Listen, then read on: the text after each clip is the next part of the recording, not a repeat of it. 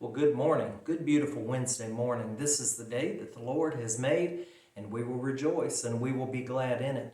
I'm so glad that you've been able to join me for just a few minutes this morning for a few verses of Scripture out of Psalm chapter 3, and to think about where we are in the middle of this week and to point our faces toward a Bible-believing church on Sunday where we can go and we can be a blessing as well as be blessed. What a wonderful time of year to reconnect or to get involved with a church home. I hope for your family joy and peace and love and hope throughout all of this season. And if you don't have a church and you are in the area of Frogsboro, North Carolina, Leesburg is our nearest little town, you come and be with us and let's celebrate the Christmas season together. Today we are going to talk out of Psalm chapter 3. We're going to talk out of Psalm chapter 3 and we're going to read verses 1 to 4. It says, Lord, how they have increased who trouble me. Many are they who rise up against me.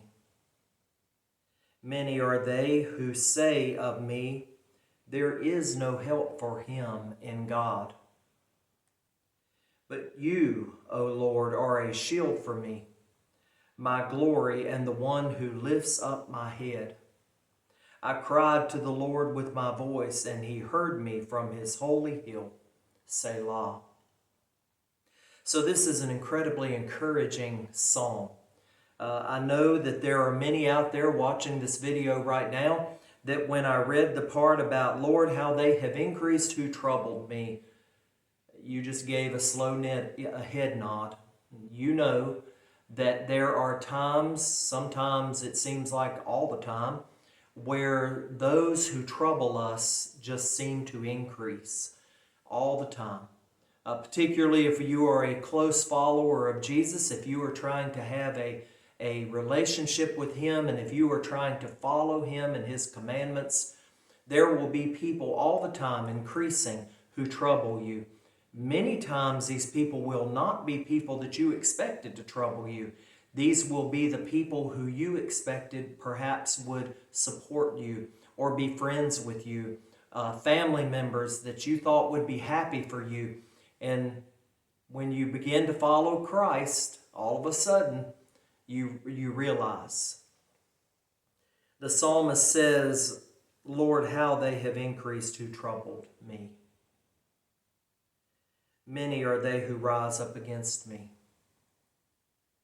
And then in verse 2, the psalmist talks about what the people are saying. So this is what the people who have troubled him, the people who have risen up against him, are saying. They are saying, many are they who say of me, there is no help for him in God. What I would quickly tell you is, there is always help for you in God. No matter where you are, no matter where you find yourself, no matter how low you have sunk, no matter how far you think you are from God, there is help for you in God. In verse 3, the psalmist continues, but you, O Lord, are a shield for me, my glory, and the one who lifts up my head. So we see a sharp contrast there. We see a contrast of what the people are saying, those who aren't supporting him, those who are looking at the psalmist and saying, there's no hope for that person. They can't come back from that addiction. They can't come back from that sin. They can't come back from what they did or how we think they did in their life. The psalmist says, but you, O Lord, are a shield for me. You are my glory. You are the one that lifts me up. Then we find out how the psalmist connects with God. It says, I cried to the Lord with my voice. Prayed, right?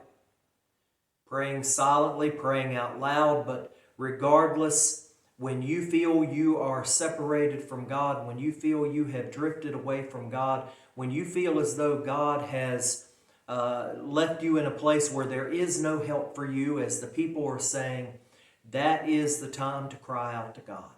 Cry out to God all the time, but that is definitely a time, because Satan tries to do that. Satan tries to draw that line between you and God and say, God's not interested in you anymore. You're on your own. And that is never true. He never leaves us. He never forsakes us. And sometimes when we are at our lowest, we believe that somehow we have drifted too far from God. And my friends, I will tell you, God's arm is not shortened, and He can reach you wherever you are. It says, I cried to the Lord with my voice, and He heard me. And He heard me from His holy hill. And God will hear you too. This is a very encouraging psalm. Sometimes we do have times when trouble increases, when sickness comes, when family members pass away. We have troubles in our finances. We have troubles in the world. We see the news and we think about the troubles.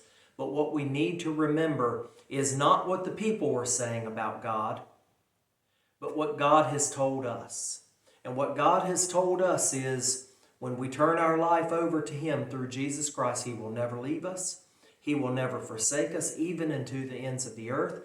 We need to remember that Jesus is coming again. He says, lo, I am coming quickly, over in Revelation 22.